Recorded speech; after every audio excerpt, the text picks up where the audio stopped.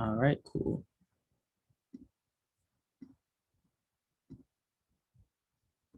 You guys see the screen again?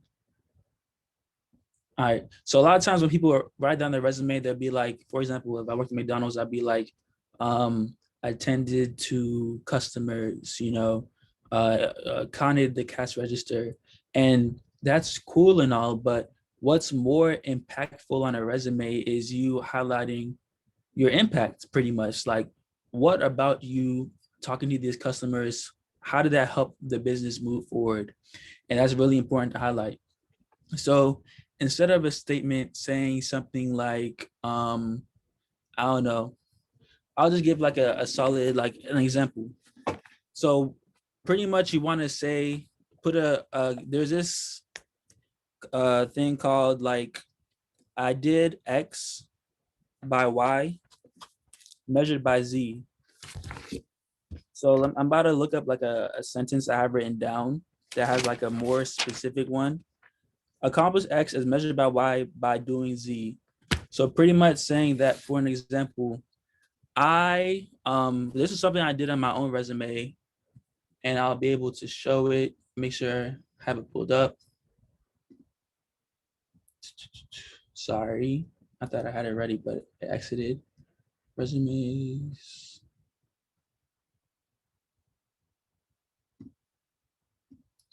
Resume.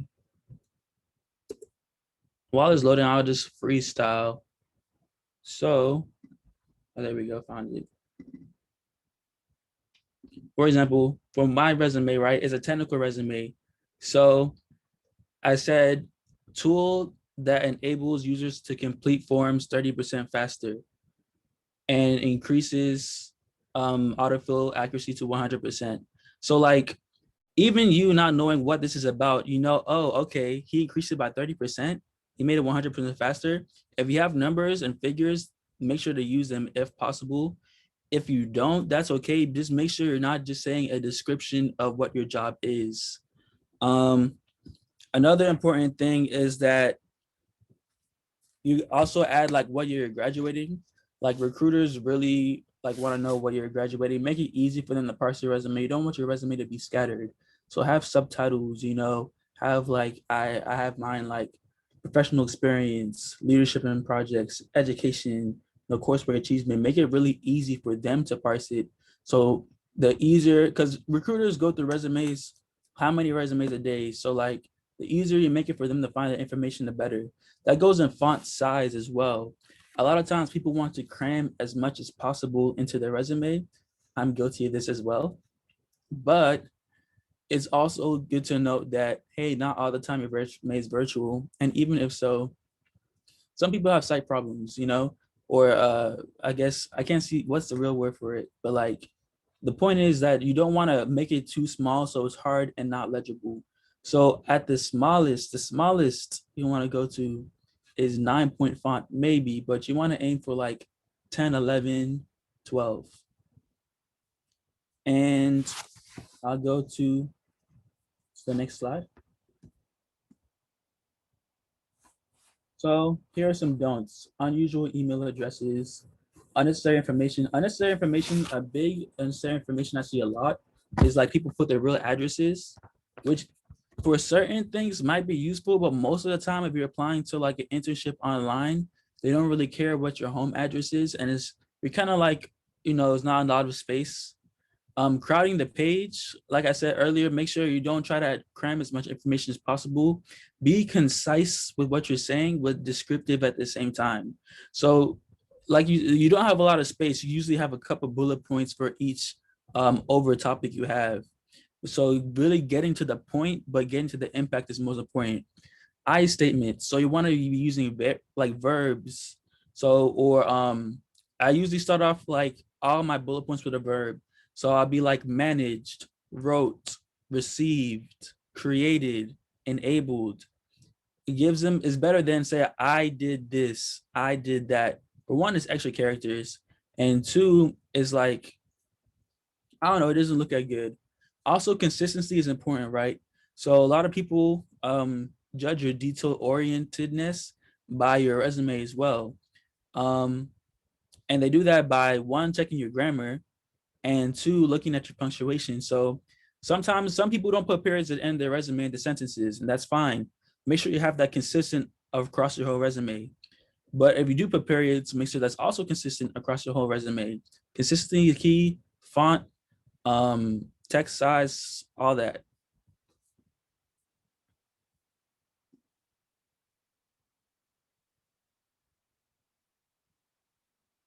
It's not Google. There we go. All right. So you want to customize your resume for your industry. What's really important nowadays is using keywords. So I have multiple different resumes and they're to apply for different things. I won't use the same resume to apply for the same thing. Well, sometimes I will, I'm not gonna lie. But I if it's for like a different type of discipline, I avoid doing that because like you're kind of putting yourself at a disadvantage. Look at the job description, look at the keywords. What are some things you're looking for? What are some of your experiences that stand out more than others in this particular respect? For example, I'll give a very specific example to me as a computer science major. There's different aspects of computer science. For example, if I'm applying for a job that's me building a website versus a job that's me building an app, right? On my resume for the job me building a website, I'm going to put more of my relevant experience towards website building. I'm not going to have a one size fits all resume because I will be putting myself at a disadvantage and not putting as much as emphasis why I'm qualified for the job. What people have to realize is when you're applying to a job, the most qualified person doesn't always get the job. It's about marketing. How do you market yourself to fit? I'm the best candidate out of all the bunch. It's about how well you can market yourself. And you market yourself by putting out your best work. Making just like how in the McDonald's commercials, you see the burger is all sizzling. It looks the best that you've ever seen it. That's how you have to make your resume. Reach out to your network after the interview or submitting your resume. So it's really important that you use networking. If you have make sure you have a LinkedIn account, or if you know people. A lot of people always overlook this really important thing. Ask people within your own school, your major. A lot of times your own friends are probably doing the same thing as you, but they just don't know, or you don't know, or somebody in the same class as you, maybe you don't talk to that much, but maybe like, I don't know, if you ask them, they might know something. There's a lot of times within our own majors, people are doing the same thing as us, but we don't know. So it's important to reach out to your network, find out things, and use that in order to either like tailor your resume, get ready for the interview, et cetera, et cetera. Research the company culture and insert that into your objective. Um, if you have an objective, sometimes it's not really that necessary to have an objective. It depends on what your major is. For a computer science major specifically, it's not really that important to have an objective just because of the nature of our job is like we know the objective is you want to get this job to do this and that. Um, but it is still important to research a company's culture for the interview as well, so that you know that they know that you're familiar with the company.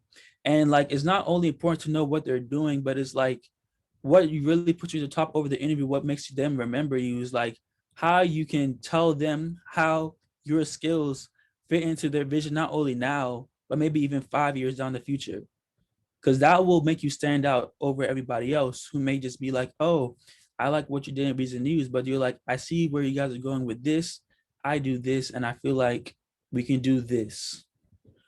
Put your experiences first. Quantify your bullets. Like I said earlier, make sure you have your numbers. Make sure you're like highlighting your impact, and also giving enough basis as to why you're doing is important.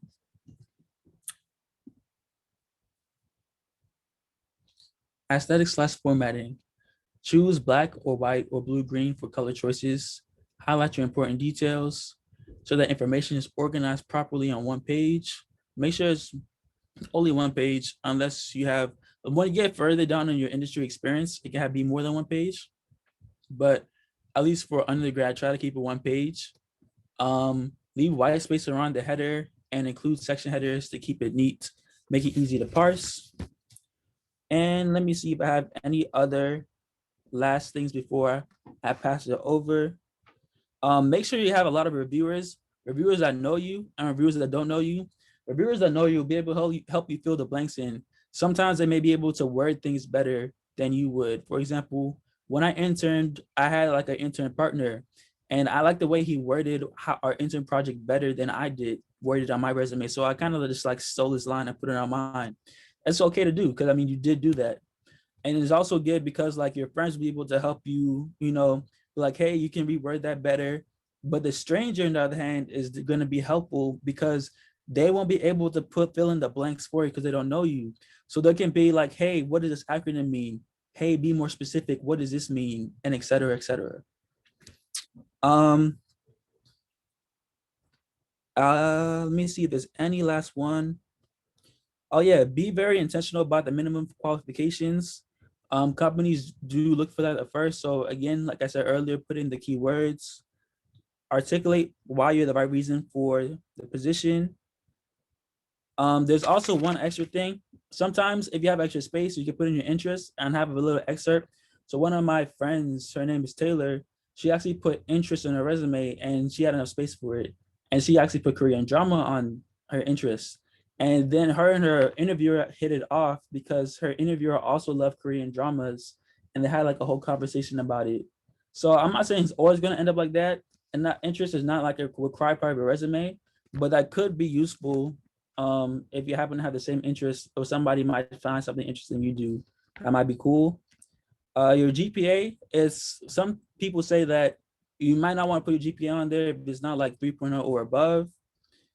Make sure you put on your relevant coursework as well, your leadership ability. And your leadership ability doesn't always have to be a direct tie to like, oh, I was the president of this or that. Sometimes leadership can just be like taking charge or being bold. For example, one of my mentors, he put on that he dressed up as a chicken. He was a chicken mascot on his resume, but it showed the people who are looking at his resume that, oh, this is somebody who's not afraid to get in front of people. This is somebody that is bold, and that's the type of person I would want on my team. So you never know what people will get from your different experiences on your resume. So don't feel discouraged from adding things to your resume from your own experiences. Because again, what makes you, people always ask, how do I stand out? How do I make my resume stand out? What makes your resume stand out is you. Nobody else has gone through the same experiences that you have. So you have to make the most out of those experiences and really highlight them. Um, and I think that's everything from my part. I would say the last thing is keep your resumes in the same place. So I have a Google Drive folder, and because your resume is a live document, right? Once you make your resume, it's not done. You have to keep updating it. You have to keep updating it. Keep updating your resume. But it's good to keep track of your updates and like being able to compare different resumes. So I have a Google folder, and I guess I can. My screen is being shared.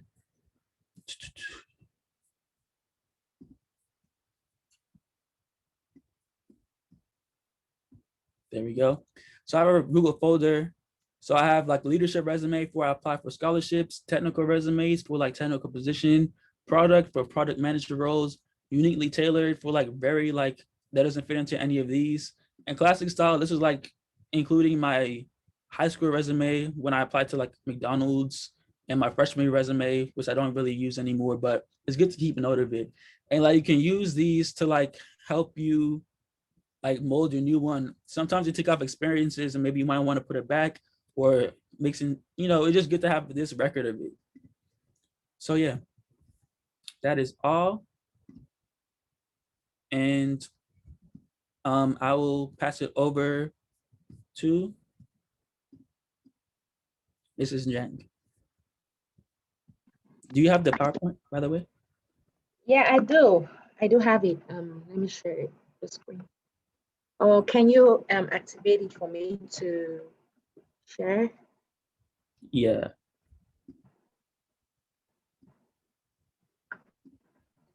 Can you share now? Let me try. Yes.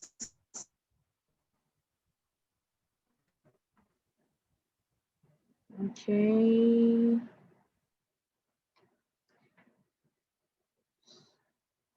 So this is where I was supposed to come in, right? Yeah, guest Okay. speaker.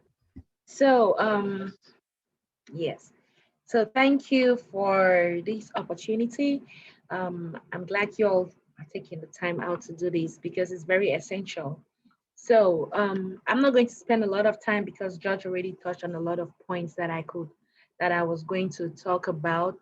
But one thing you should bear in mind, he talks about the font size, the font color, which is great.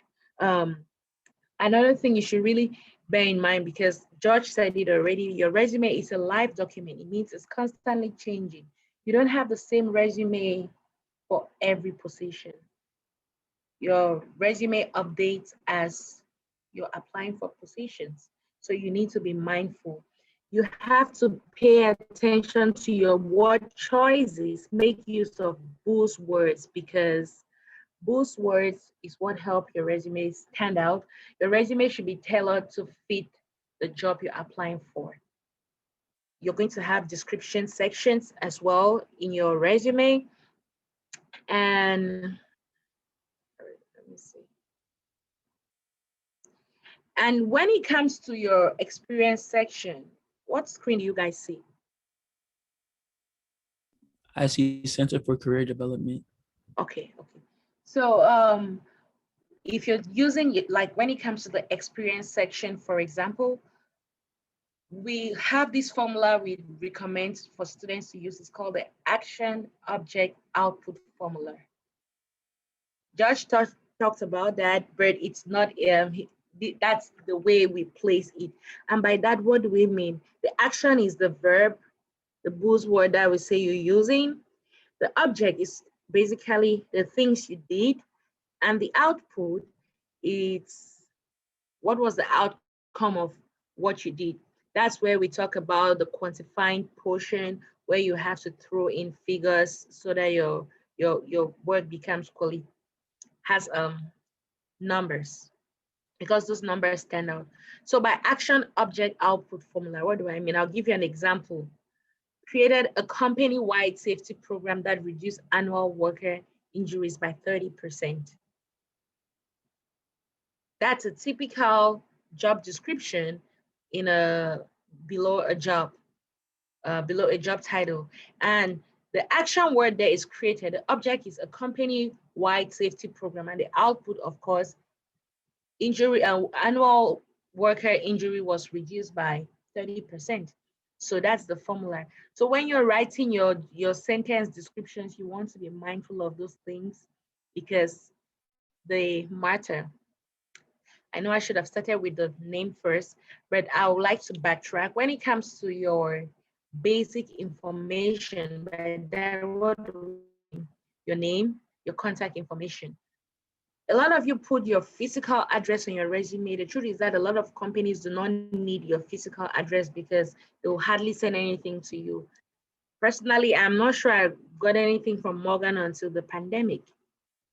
So, because a lot of things are done virtually with emails. And so for your safety, you really don't need it unless it's for a government or federal job, because they do background checks. But when they don't do background checks, it means you really don't need that. So what's the point? However, you should put your However, you should put your your city, your state, and your zip code, because that helps you. Not every employer is willing to do what's it called? Not every employer is willing to pay for relocation. And sometimes it may work in your favor, sometimes it won't work in your favor, in the sense that if it works in your favor, if it doesn't work in your favor, is that, let's say companies in California, they really match your job description, but they are not willing to pay for relocation. Are you willing to spare some change out of your pocket to do that, to move? Is it worth it? So, but then if you have an employer in Baltimore, for example, and you live here and they're looking for someone within a certain vicinity, then you probably be a best shot, because you're looking for someone who doesn't live more than 30 minutes away, for example. That works perfectly for you, because they'll probably consider you because you're closer. They don't have to pay for relocation and little things like that. Then your email, we do not recommend the use of your school email, because you most likely will lose access to it after you graduate. Now, let's say you're a sophomore and you use your school email to apply for this dream job of yours, and you don't hear back from them. But then if your resume looks good, it's inviting, but they don't have anything for you. They don't have anyone to recommend at that time. And 2 years go by, you graduate, and someone remembers that, oh, there was this student at Morgan who had this great resume. That resume, that person will fit. I believe they must have graduated by now, so they will be a perfect fit. And because they'll have your information in file, and they go through, they reach out to you, they can't get a hold of you because you use your school email, which you lost access to, lost an opportunity. That's why we recommend that use a personal professional email. By personal professional email, what do I mean? I mean your first name, your last name, your first name, initial name. Just something that when someone writes your name, they should be able to identify you immediately. We don't want you to say flygirlchloe@gmail.com or flygirl21@gmail.com. That's not Chloe. So you want to be mindful of the type of email addresses you create. Use your names. It should be professional. Now, your phone numbers. Do you have a voicemail set up for your phone numbers? If you have the generic automated voicemail, that's not good. They want to know that they reached Crystal or George or Neela. They want to know they got a hold of you. So it's always good to set up a voicemail. Now, we're not saying let like play a song in the background, or you say, yo, you've reached Chloe, give me a call back. That's not professional. So you want to leave your name and tell them to give you the person should leave their name, contact information, and a brief message so you know what to get back to them with. Now, your LinkedIn, if you have LinkedIn, it's great to put it there. I would say put your LinkedIn if only your LinkedIn is updated. If it's not updated, then you don't need the LinkedIn on there. If you have websites that you think can be aligned with the job you're applying for, you can put it on there as well. You showcase your talent. Don't limit yourself. Then, of course, your GPA, you want to be mindful if putting your GPA, you should know what the company is looking for on your GPA. And then other sections on your resume. So you have your objective, you have your contact information, you have your objective. A lot of you have an objective, you have over 5 years of experience in that field, you have an objective, not a summary. So you have an objective, this is the format that I typically recommend because employers spend 30 seconds or less looking at your resume. We've had employers who say they spend 6 seconds or less, meaning that whatever you have to showcase needs to be at the forefront.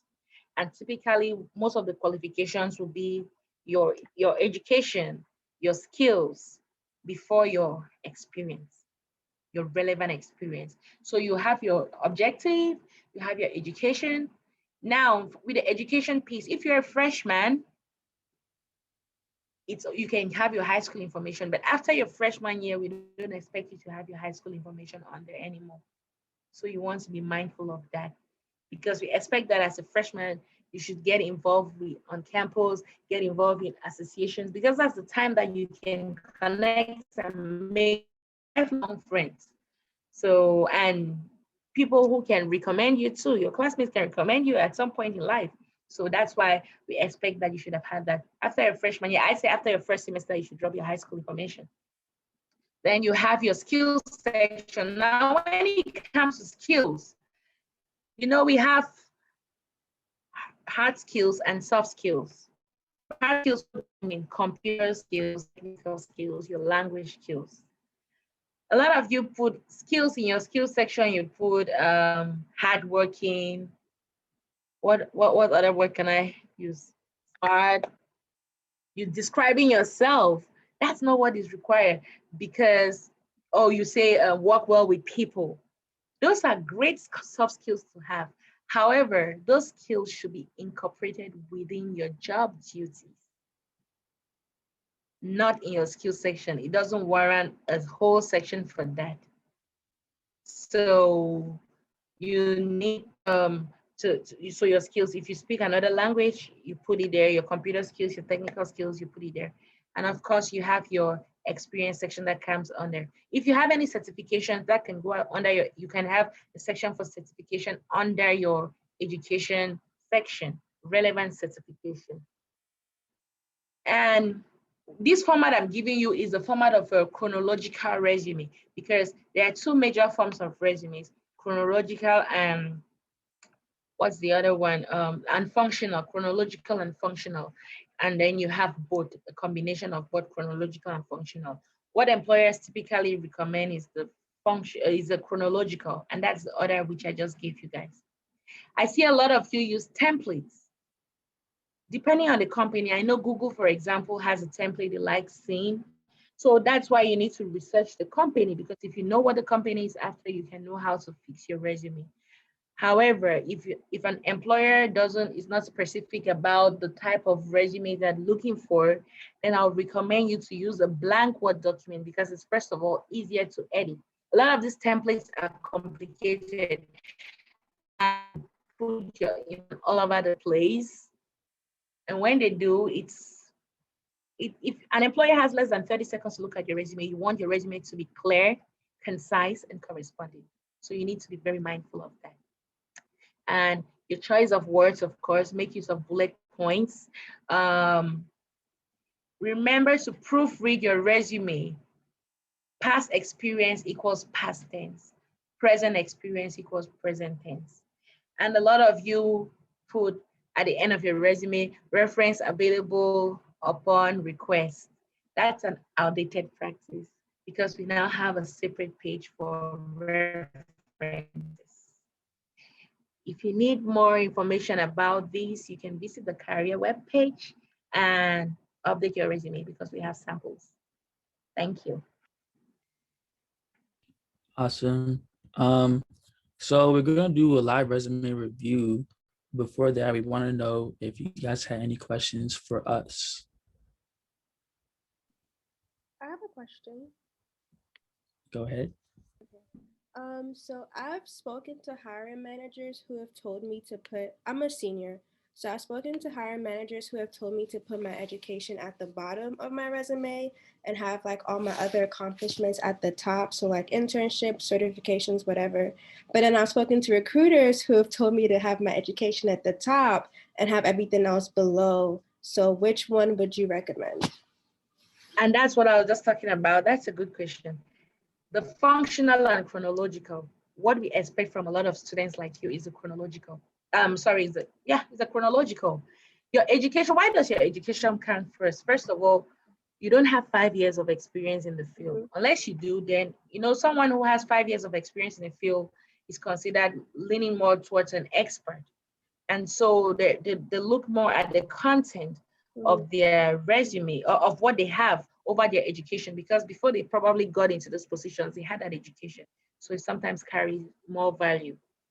However, you need to be mindful, because every job, that's why we say research the company, research the job. If you're applying for any job opportunity, you want to look at the job description. If they come in the qualification section, they say preferred qualification, Bachelor of Science in Computer Science. Why would you want your degree at the bottom? Mhm. An employer has 30 seconds, right? Mhm. HR managers are not typically the ones who recruit. They process your documents. A recruiter will give you more content on what is needed, how to process your resume over an HR manager, because not all the time, they're not the ones who typically do hiring.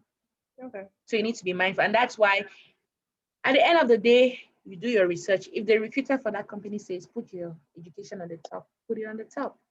Mhm. It depends on who is taking your documents at the end of the day. But typically, your education is recommended to be at the top, because employers use 30 seconds or less to look at your resume. And if you're a recent graduate, your education matters. Okay. Yeah, Thank just you. reiterating the point a little bit.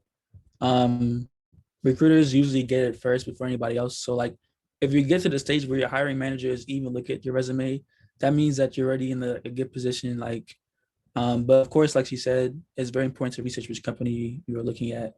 But I just want to be able to, recruiters are usually like the baseline and then hiring managers. So yeah. Any other questions? I have a question in terms of the structure again. How do you know which one is the right structure? Because when I was in high school, my English teacher, he mentioned like the structure of the resume. And then when I got to Morgan, I forget her name. I think her name's like Renee Smith.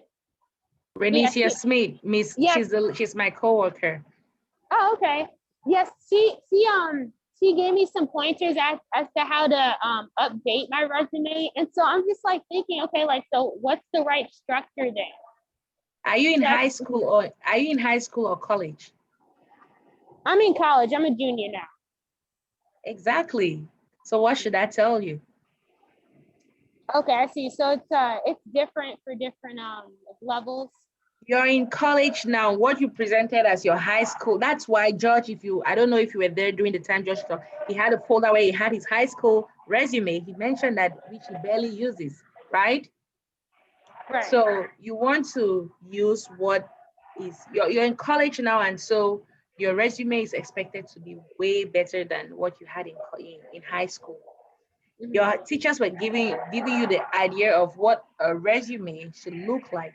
Now you're a college student, so your resume needs to be different. It needs to be more professional. It needs to be updated.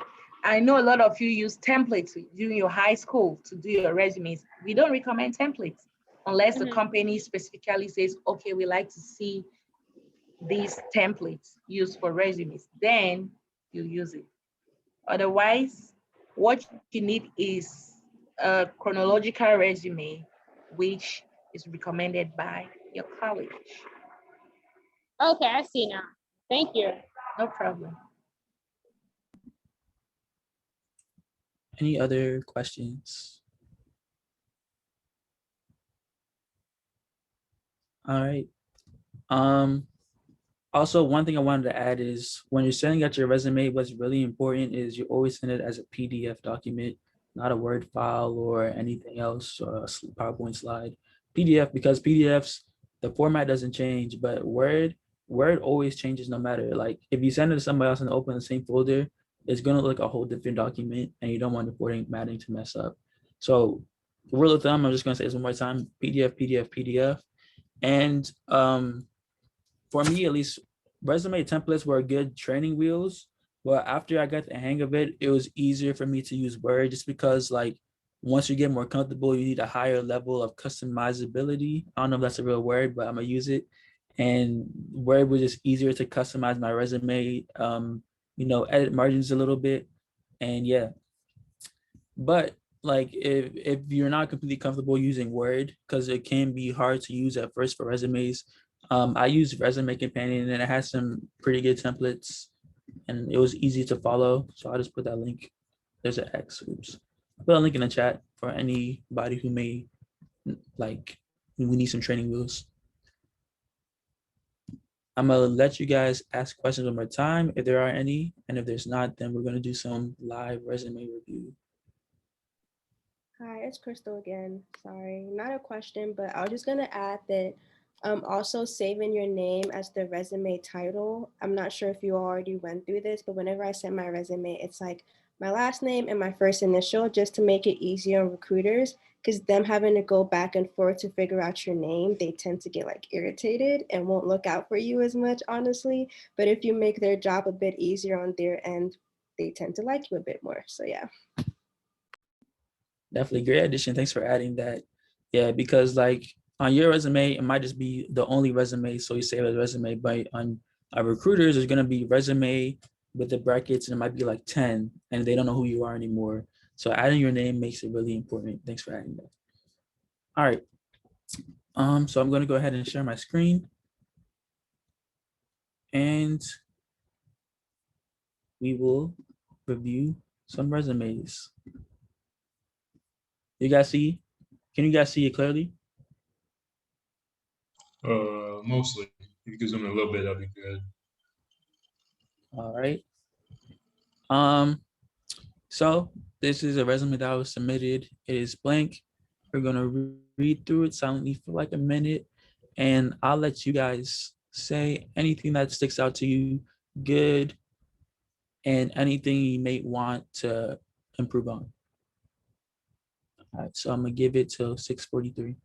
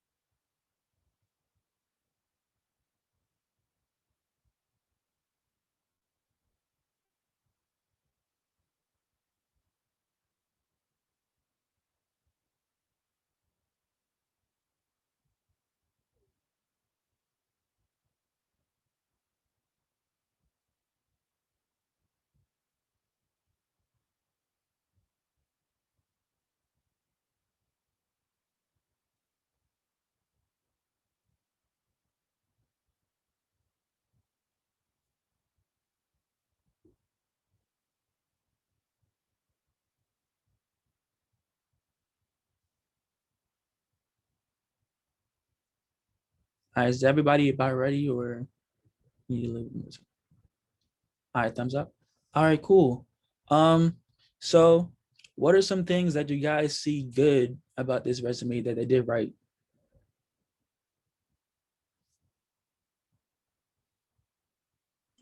I would say that it's like easy to like understand because it's formatted very well. There was education, affiliations, awards, and work history. Um, yeah, I would say that's good. And yeah, Definitely very easy to parse. I know where to find the contact information, skills, education, etc. Anything else to you guys that sticks out?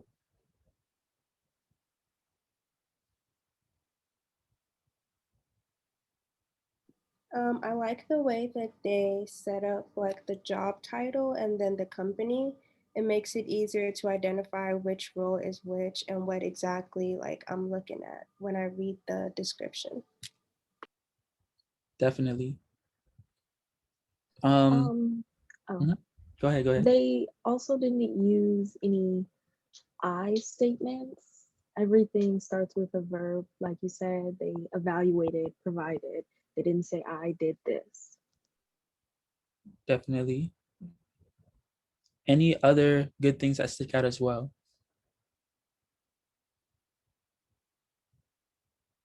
I guess on a negative, I would say maybe like gray text, like further information. It's kind of hard to. It's kind of hard to see that, especially looking far away. Probably using like a darker text, like just black, would probably help a lot, at least from my perspective. The gray text over here. All over the document, like, cause it's like underneath all the, like, yeah, pretty much everywhere, cause Uh, it's gray text. I think that's just me screen sharing that inverted it a little bit. Oh, okay. Yeah, I'm sorry. um, so I'll just finish off some of the positives. The education, they put what year they're expected to graduate was really important. Some people make the mistake of putting the year they started. They put their GPA, their minor, and their major as well. Their affiliations, and like you guys already pointed out, how I'm just gonna add how they add the dates, and having where it was located is also cool, in addition to everything else you guys said. Now we can focus on some things that can be improved as well. Um, if you guys have any additions, just go ahead and unmute.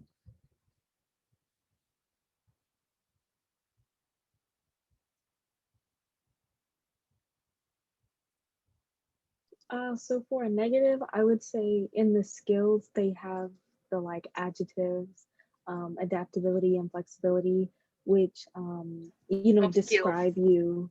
They're not, oh yes, like you said, soft skills, they describe you. They're not actually tangible. Correct. So since she's a social work major, even though seems more like a general resume rather than a very targeted one, it would be really good to add some of her specific skills pertaining to her major and her skills rather than her soft skills. Anything else?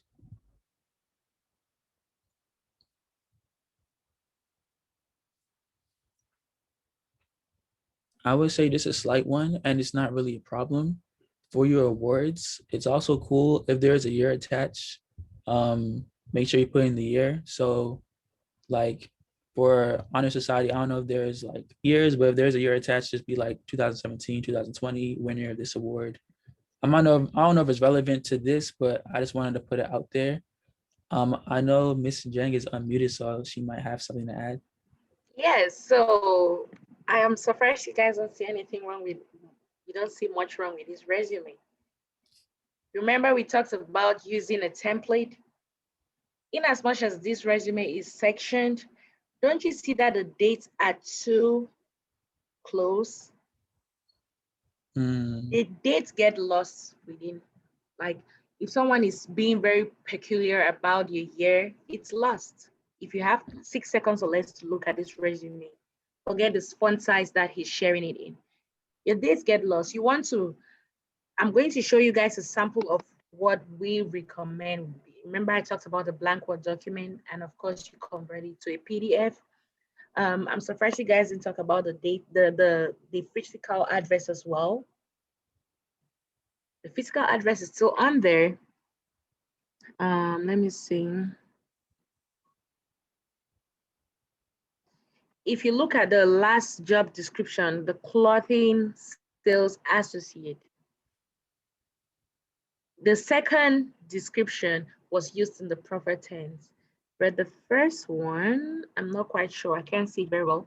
But yes. So, Judge, do you mind taking your screen off? Let me just share what I typically would recommend students. Thank you. When I say blank Word document, this is what I mean. Of course, you just need to research the company, but something like this. Forget about the content, look at the format. You see where the dates are? Do you see how visible this is? You see how visible it is, right? This is what I recommend. When I say a blank Word document, this is what I mean. Does that make sense? Yeah. If you want to take a picture, go ahead and take a picture. At the end of the day, you research the company for what they want. So, but this is what we typically recommend. Now you probably say, oh, every student will probably have this. That's not the point. The point is your content. Okay, I'm done. Awesome. Do you guys want to do another one, or? Yes, that'll be great. All right, cool. And I would say the last thing I'll add in addition to what Mason Jang had was there's a lot of white space here. That's what you don't want. So I like this is using a template, right? It's important if you are going to use a template, even though it's recommended use a Word document, use one that fits you. So when people have 2 columns, it's usually people have a lot of things to add and they need 2 columns. If you don't need 2 columns, make sure you have just one so you actually fill up the space and you don't have to squeeze things in here.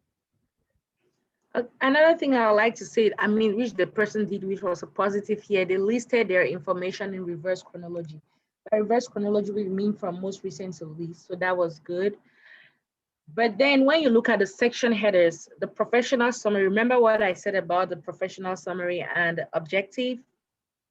Let's even say this person worked in sales for, let's say they worked in sales for 10 years. They probably have transferable skills, but if there's a social work major, is it relevant to the position? If it's not relevant, what they'll have is an objective, not a summary. That makes sense. I just thought I should throw that out there. Great addition. All right, so now we're on the next one. We'll give about 1 or 2 minutes to read through, and then we'll get you guys critique the resume.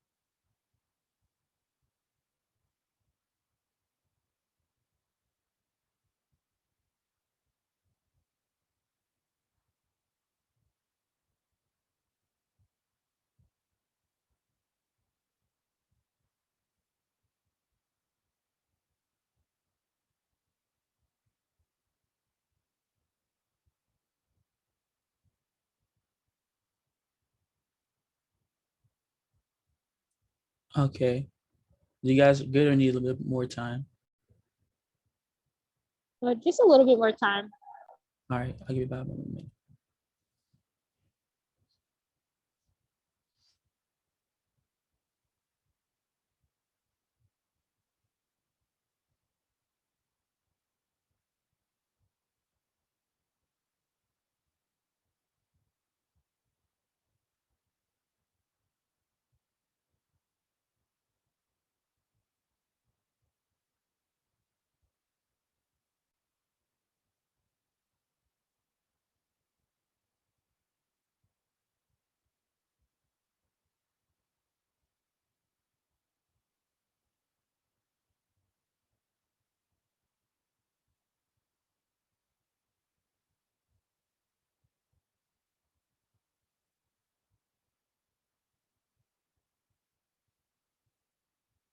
Okay.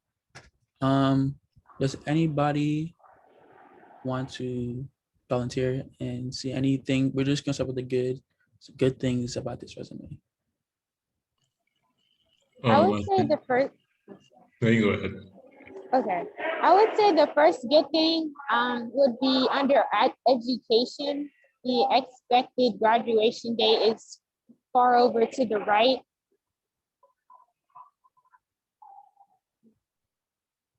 Great. That's about all I see right now. All right, cool. Any, LCL lines kind of help separate the information. definitely makes it easy to parse. Any other great additions? I like the fact that even though they might not have like actual internship experience in the field, they're still able to recognize like other leadership experience that they have and add that on there. So, Okay. So here are some good things I see about this resume. Then I'll let Miss Jang go after me. So some good things I see about this resume is that they have the relevant coursework. Even though I mentioned relevant coursework, I'm always supposed to focus on the good. It's important that you don't just put the name of the course and you actually, well, I mean, yeah, wait, I lied. It's good you put the name of the course. So that's what I want to say. It's good that they put the name of the course and not the section number. So for example, some people might be taking like biology 111, but another school that might mean something else. So actually saying biochemistry, microbiology was a good thing.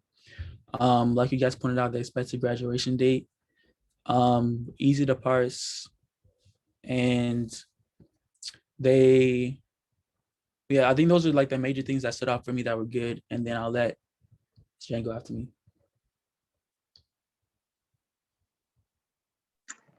Okay, so I'm going to, I mean, you guys all gave a lot of great points. Are we talking about the positives or the negatives here? Just the positives right now, then we're going to the negatives. Okay, so I would say this is a functional resume because of the way the stuff has been placed. Remember we talked about the chronological and the functional resume? This is a functional resume. You can use it, but I would typically recommend a functional resume for someone who is advanced in experience. But this is good. The person sectioned the resume well, which is a good thing. They made use of bullet points and the font size, which is good as well. They placed their information in reverse chronology. No, they did not. Oh, they did. Let me see. No, they did not. So they didn't place their information in reverse chronology. But other than that, it looks clear, concise, and corresponding. So, all right, and now I'll let you guys, what are some of the things that you think could be improved about this resume?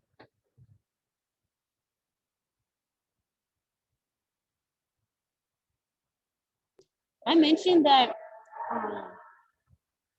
I see that the dates for the internship and research, they're not in chronological order, and it doesn't go for most recent. Definitely. Anything else you guys want to add as well? I don't know if it's just me, but I find it confusing that they have the internships and research separate from the experience. because they also put on the end of their headings for the research and internships that it was research. So I don't know, to me, it would have made more sense to put everything in chronological order and then get rid of those two headings, because that's confusing to me. Ms. Jang, any thoughts about that? Oh, you're muted, by the way. So again, this person doesn't have enough years of experience to have a summary of qualifications, so that would be an objective. In your objective section, you don't need bullet points because that's the only portion of your resume where we will accept you having your information in a block form. Oh, so I made a mistake. I said this was a functional resume. I wasn't thinking, for some reason, I saw the activities as the education. So I'm so sorry. This is a chronological resume. It's not a functional resume. I'm sorry about that. Now, they did well in the education section, but then putting your minor alongside with your major, it's somewhat confusing. So you put Bachelor of Science in Biology. Underneath that portion, you should have your minor with bullet point. That helps differentiate so they know that you're a biology student with a minor in chemistry. It's just for clarity purpose. Now, when it comes to relevant coursework, I would like to talk about that because relevant coursework, it's relevant only if, let's say, if you're a senior, you're graduating this semester, you're expected to have taken all your courses, but for the few that you're taking now. Your program, your curriculum is on the Morgan web page. So if your curriculum is on the Morgan web page, it means that an employer can go to the Morgan web page and find all the classes that you've taken. They know what you've taken. Now, if you're a sophomore and you've taken senior level classes, then it's good to put, if you're a sophomore, you're taking junior classes, for example, it means you're not an ordinary sophomore. Hence, you stand out over an ordinary sophomore in the sense of someone who's